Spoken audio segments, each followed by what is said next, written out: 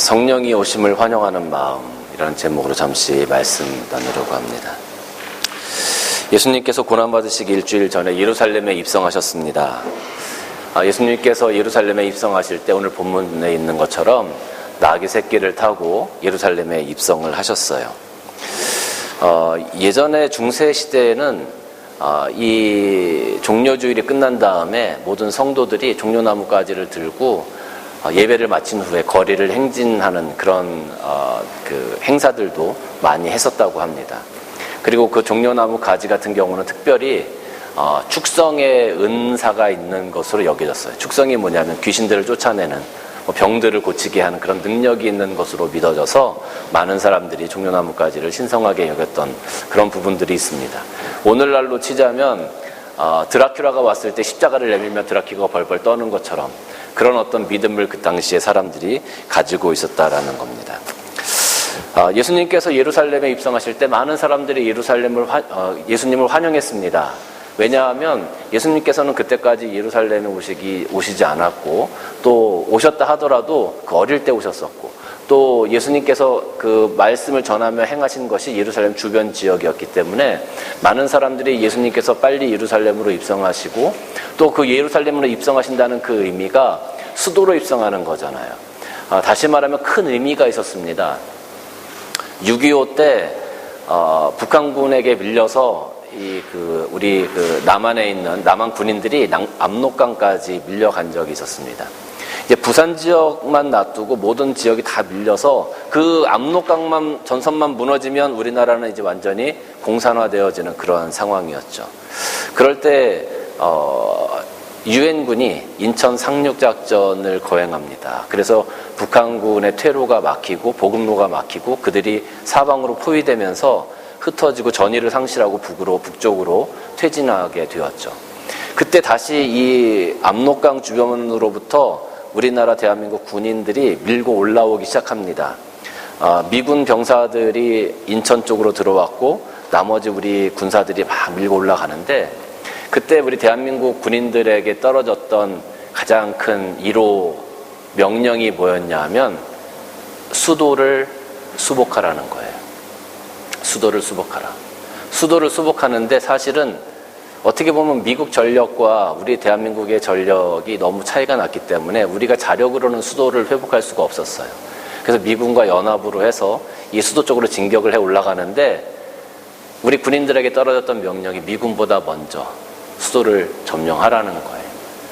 다시 말하면 그 중앙청 있는 데 가서 국기를 올리라는 거죠. 그게 사실 아무것도 아닌 것 같지만 우리나라 군인이, 남한의 국군이 그 수도에 제일 먼저 들어가서 제일 먼저 대한민국 태극기를 그 중심에 꽂는 것, 이것은 대한민국 군인들에게 굉장한 큰 의미가 있는 겁니다. 사기 진작에도 큰 의미가 있고요. 우리의 손으로 우리가 제일 먼저 수도를 회복했다라는 걸 아주 큰 의미가 전쟁 가운데 있는 겁니다. 그처럼 예수님께서 예루살렘 성전에 입성하시는 것이 굉장히 큰 의미가 있었어요. 그 당시 예루살렘 성으로 입성하신다는 것은 다시 말하면 이제 로마의 압제에서 우리를 해방할 메시아가 드디어 이 심장부에까지, 이 나라의 심장부에 드디어 도착하셨다라는 큰 의미거든요. 그러니까 많은 백성들이 기대하는 겁니다. 이제는 끝났다. 이제는 새로운 시작이다. 이제 모든 것들 예수님께서 회복시키실 거다. 이런 기대감이 최고조까지 치닫게 되었다라는 거죠. 그래서 많은 사람들이 예수님을 구원자로, 메시아로 환영하면서 자기 겉옷을 길에 깔고 종려나무까지를 들고 와서 흔들면서 예수님을 환영했던 겁니다. 예수님께서 그렇게 환영을 받으시면서 예루살렘에 올라가셨습니다. 예루살렘에 올라가셔서 예수님께서 일주일간의 어떤 행보를 보이시고 결국 금요일 날 예수님께서 십자가에 달려 돌아가시게 되어지는, 우리 온 인류를 구원하시고자 큰 역사를 이루어 가시는 큰 사건이 금요일 날 벌어지게 되어집니다. 이번 일주간을 우리는 그래서 고난주간으로 지키게 되어지죠. 오늘 주일을 종려주일로 지킨다라고 말씀드렸습니다. 그리고 일주일 동안 고난주간이 되어지고 금요일이 성금요일, 그리고 주일날 부활하신 예수님을 기리는 그 예배, 부활주일 예배가 다시 드려지게 되는 것입니다. 예수님께서 이처럼 예루살렘 성전으로 올라가실 때 많은 사람들이 나와서 예수님을 환영했습니다. 어떠한 이유로 환영을 했는지는 다 각자 다른 이유가 있겠지만 예수님이 그 성전에 올라오시는 것, 그 이스라엘의 중심부로 올라오시는 것에 대해서 모든 사람들이 환영하고 예수님을 맞아들였습니다. 이처럼 오늘 우리가 살아가는 삶 가운데서 오늘날 성령께서 내 삶 가운데 들어오실 수 있도록, 내 삶의 중심에 들어오실 수 있도록 우리는 많은 것들을 준비해야 하고 환영해야 하고, 많은 인파가 예수님을 환영했던 것처럼 그 성령께서 내 마음 가운데 들어오실 수 있도록 오늘 우리는 많은 것들을 준비하고 환영해야 합니다. 그럼 우리가 어떻게 성령께서 내 마음 가운데 들어오실 수 있도록 할 수 있을까요? 첫 번째는 성령께서 우리를 사용하시도록 준비를 해야 합니다. 5절 말씀 보면 시온의 딸에게 이르기를 내 왕이 내게 임하시나니 그는 겸손하여 나귀 곧 멍에 매는 짐승의 새끼를 탔도다. 제자들이 가서 예수께서 명하신 대로 하여 나귀와 나귀 새끼를 끌고 와서 자기들의 겉옷을 그 위에 얹음에 예수께서 그 위에 타시니, 예수님께서는 그 나귀를 타고 예루살렘에 올라가셨습니다. 나귀는 그 당시에 짐을 옮기는 교통수단이었습니다.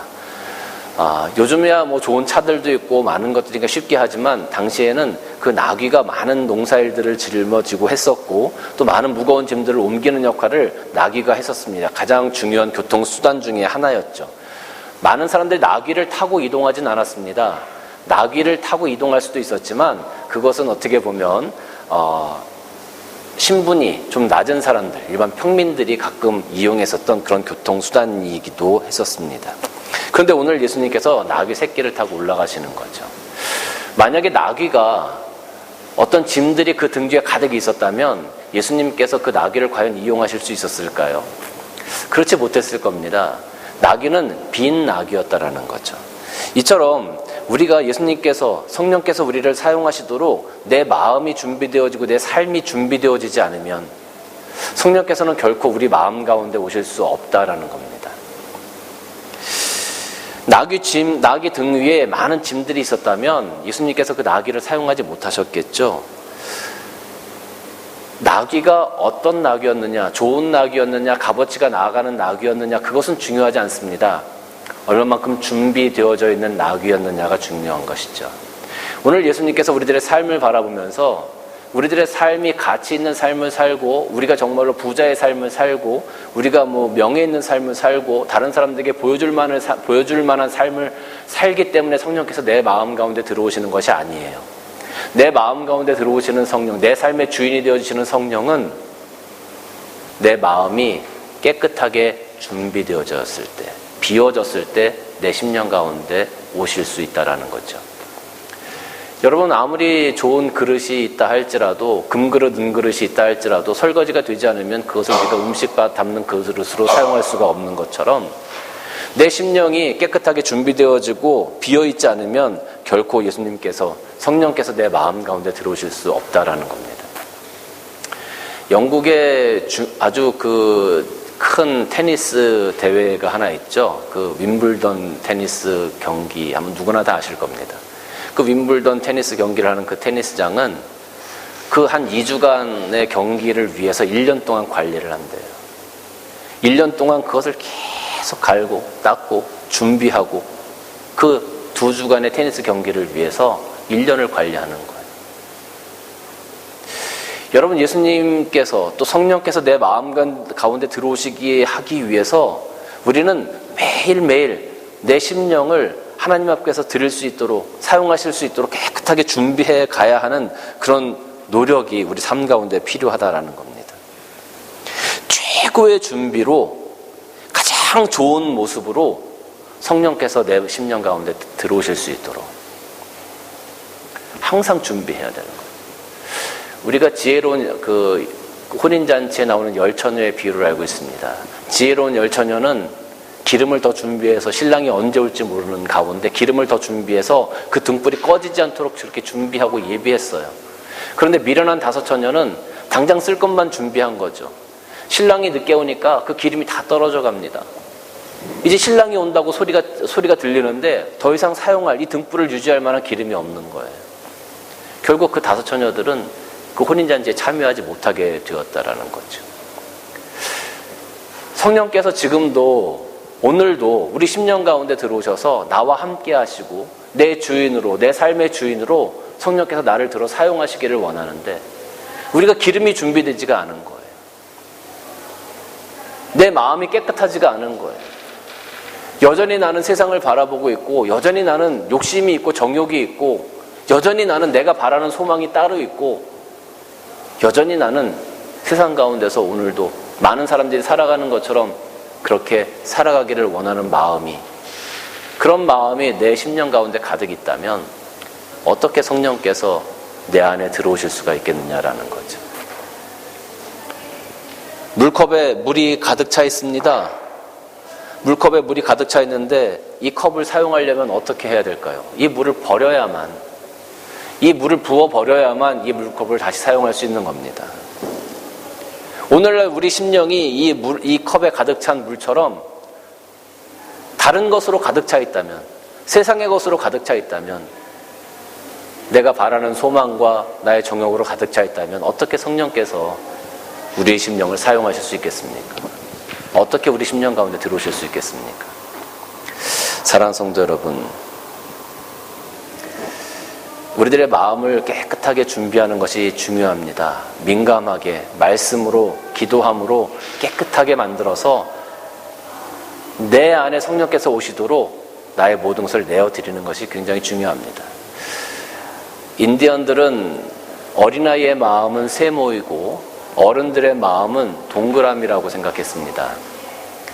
어린아이들의 마음이 세모라는 것은 여전히 날카로운 것들이 있다라는 거죠. 그래서 조금만 잘못된 것을 바라보거나 조금만 잘못된 것을 할지라도 그 날카로운 것들에 찔려서 양심의 가책을 쉽게 받는다는 거예요.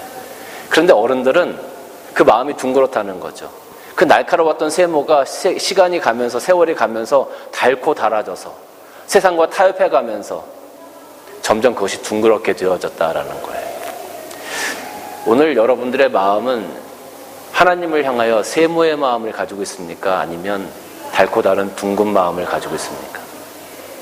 세상과 타협하고, 나와 타협하고, 많은 사람들과 타협하고, 조건과 타협하고, 여러분들의 마음이 그렇게 둥그러져 있는 마음이 되어져 있다면 우리는 죄와 세상에 대해서 민감할 수 없는 사람들이 될 겁니다. 오늘날 여전히 우리는 날카로운 세모의 마음을 가져야 될 것 같아요. 그래서 내 스스로가 깨끗하게 준비되어지고 내가 그 깨끗하게 준비된 그릇을 성령님 앞에 내놓을 때 성령께서는 비로소 우리를 사용하실 수 있게 된다라는 거죠. 두 번째는 성령의 오심을 환영해야 합니다. 오늘 8절 말씀 보니까 무리의 대다수는 그의 겉옷을 길에 펴고 다른 이들은 나뭇가지를 베어 길에 펴고 그랬습니다. 예수님께서 올라오실 때에 많은 사람들이 겉옷을 길에 폈다는 거죠. 그리고 나뭇가지를 들고 와서 예수님을 환영했다라는 거죠. 예전에 우리나라의 국가 원수가 방문하고 하면, 요즘은 그런 걸 잘 안 합니다만은 고등학생들 다 동원했어요. 그 주위에 있는 학생들을. 그 태극기 하나 다 종이 태극기 나눠줬죠. 그리고 지나갈 때 거기 서가지고 그걸 막 흔들면서 이렇게 환영하라고. 그 사람들이 지나가는데요, 정말 한 3초도 안 걸려 차 타고 휙 지나가거든요. 근데 그 차 타고 휙 지나가는 거를 위해서 한 2시간은 그 앞에 나가서 기다리고 있어야 되는 거예요. 그리고 저기 온다! 그러면 막 흔들기 시작하죠. 그리고 휙 지나가요. 아, 끝났다 가자. 그리고 집에 가는. 그랬던 기억이 있어요, 예전에. 근데 어쨌거나 그 다른 나라의 국가 원수가 지나갈 때 모든 국민들이 나와서 태극기를 흔들고 환영을 해주는 거죠. 또 그 나라의 국기를 흔들고 환영을 해주는 겁니다. 그게 제일 큰 환대라고 생각을 했던 거죠. 여러분, 우리 집에 만약에 누가 오실 때 우리 집 청소도 하고 또 마중도 나가고, 그 누가 오실 때 이렇게 환대를 하잖아요. 손님 오실 때. 이스라엘 백성들 중에서 가장 제일 큰 환대가 뭐였냐면 자기들의 겉옷을 펴서 그 바닥에 까는 겁니다. 이스라엘 사람들의 겉옷이라고 하는 것은 잠잘 때 자기들의 이불 역할도 하고요. 그 기온이 떨어지기 때문에 이스라엘 사람들은 겉옷이 없이 밖에 나가질 않습니다. 겉옷은 어디를 가든지 챙겨가지고 가야 되는 보물 제1호예요. 근데 그것을 예수님을 위해서 땅에 까는 거죠. 자기의 가장 귀한 것을 내어드린다는 그런 의미도 있습니다. 그렇게 예수님을 환영한 거예요. 이처럼 성령께서 오심을 우리가 이런 마음으로 환영하고 준비하지 않으면 결코 성령께서 내 심령 가운데 오실 수 없다라는 거죠. 여러분, 비행기 탈 때 앞에서 승무원들이 쭉 서서 우리가 딱 탈 때 어떻게 하죠? 다 정자세를 서가지고 아주 깨끗한 유니폼을 입으시고 어서 오십시오, 환영합니다, 어서 오십시오, 다 그렇게 인사를 하면서 환대를 해줘요. 여러분, 그렇게 환대받을 때 내 마음은 어떻습니까? 얼마나 좋습니까? 그렇게 환대해 줄 때 들어가면 기분이 좋더라고요. 성령께서는 인격적인 분이시거든요. 성령께서는 인격적인 분이시기 때문에 우리가 성령을 초대하고 우리가 성령에 대해서 긍정적인 마음을 가지고 환영해 드리지 않으면 성령께서는 결코 내 마음 가운데 오시지 않는다는 거예요. 인격적이라는 것은 우리가 느끼고 있는 걸 다 느끼신다는 거예요. 내가 기쁜 거 성령도 기쁘시고 내가 기분 나쁜 거 성령도 기분 나쁘시다는 거예요. 우리와 똑같이 느끼신다는 거죠. 그러니까 우리는 우리들의 마음을 열고 성령을 환영해야 하는 겁니다. 환영해 드려야 하는 겁니다. 계시록 3장 20절 말씀 보면 볼지어다 내가 문 밖에 서서 두드리노니 누구든지 내 음성을 듣고 문을 열면 내가 그에게로 들어가 그와 더불어 먹고 그는 나와 더불어 먹으리라, 이렇게 기록하고 있어요. 성령께서 우리들 마음 문 밖에서 우리 문을 두드리시는 거죠. 그런데 우리가 문을 안 열어드려. 그러면 들어오시지를 못하는 거예요. 내 마음의 문을 열어드리고 환영을 해드리면 내 심령 가운데 오셔서 우리와 더불어 먹고 마시고 우리와 하나가 되어서 내 삶을 주관하시는 자가 되겠지만, 내가 그걸 환영해드리지 않으면, 내 문을 열어드리지 않으면 성령께서 들어오실 수가 없는 거죠. 여러분, 우리가 성령 충만한 사람이 되고 싶습니까? 그렇다면 우리는 깨끗한 마음으로 준비되어져야 될 뿐만 아니라 내 심령 가운데 성령께서 오시는 것을 환영해 드릴 수 있는 마음, 그 마음이 늘 준비되어져 있어야 되는 겁니다. 마태복음 12장 43절부터 45절 말씀 보면 이런 말씀이 있어요. 더러운 귀신이 사람에게서 나갔을 때 물 없는 곳으로 다니며 쉬기를 구하되 쉴 곳을 얻지 못하고 이에 이르되 내가 나온 집으로 돌아가리라 하고 와 보니 그 집이 비고 청소되고 수리되었거늘 이에 가서 저보다 더 악한 귀신 7을 데리고 들어가서 거하니 그 사람이 나중 형편이 전보다 더욱 심하게 되느니라. 귀신 하나가 어떤 집에서 나갔어요. 그런데 그 집이 나중에 보니까 청소되어지고 비어있고 수리되어서 깨끗하게 되었어. 그러니까 그 귀신이 자기 친구들 데리고 들어와서 그 집에 거하는데 그 집의 형편이 나중에 더 안 좋게 되었다. 이 집은 무엇입니까? 바로 우리들의 마음을 이야기하는 겁니다. 우리들의 심령을 이야기하는 겁니다. 여러분, 성령하고 귀신이 많이 다를 것 같지만 많이 다르지 않아요. 성령도 영이고 귀신도 영이에요. 그러니까 성령께서 좋아하시는 것을 이 귀신들도 좋아해요.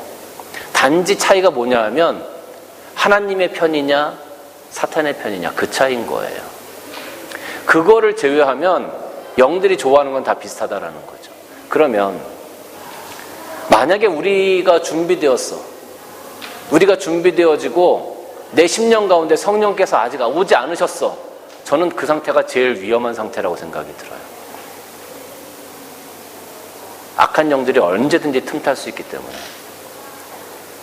내가 준비되어지고 내 마음이 비어있지 않도록 성령을 빨리 초대해 드려야 되는 거예요. 그래서 내가 성령의 사람으로 살아갈 수 있는 사람이 되어져야 돼요. 성령에게 붙잡힌 받은 사람이 되어져야 악하고 더러운 귀신들이 우리 삶에 틈타지 못하게 된다는 거죠. 근데 내가 비어만 있고 아무것도 없으면 귀신들도 그 자리를 좋아한다는 거예요. 여러분, 누구나 좋아하는 그런 자리, 누구나 좋아하는 그런 근사한 것들 많이 있잖아요. 예를 들어서 우리가 비행기를 탈 때, 우리 한국 갈 때 다 1등석 타고 가잖아요. 그죠? 퍼스트 클래스 막 몇 천만 원씩 하는 거 몇 백만 원씩 타고 가잖아요. 그거 딱 한번 타보세요. 그러면 스크린도 좋고 자리도 널찍하고 뭐 그 승무원들이 서비스도 좋고 이렇게 누워서도 이렇게 갈 수 있고, 누가 보면 맨날 타보는 줄 알겠지만 저도 아직 한 번도 못 타봤어요. 그림 보니까 그렇더라고요. 그림 보니까. 여러분, 우리가 우리의 마음이 깨끗이 정돈되어지고 청소되어지고 수리되었다라는 것은요, 어떻게 보면 누구나 한 번쯤 타보고 싶어 하는 그런 1등석 퍼스트 클래스로 준비된 것과 똑같은 거거든요. 만약에 누구든지 탈 수 있다고 하면 누구든지 먼저 타려고 하지 않겠습니까? 성령도 들어오실 수 있고 귀신도 들어올 수 있다면 누구든지 먼저 하고 싶어 하는 거예요. 누구든지 먼저 우리를 점령하고 싶어 할 겁니다. 내 영을 소유하고 싶어 할 겁니다. 성령께서 내 마음에 오실 수 있도록 성령을 먼저 환영해 드려서 내 마음의 중심, 내 삶의 주인이 바로 성령께서 되실 수 있도록 여러분이 그러한 마음으로 살아가야 될 것입니다. 세 번째는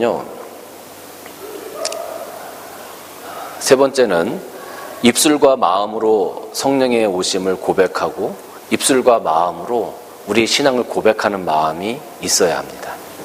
9절 말씀 보니까 앞에서 가고 뒤에서 따르는 무리가 소리 높여 이르되 호산나 다윗의 자손이요 찬송하리로다 주의 이름으로 오시는 이야 가장 높은 곳에서 호산나 하더라, 이렇게 기록되어져 있어요.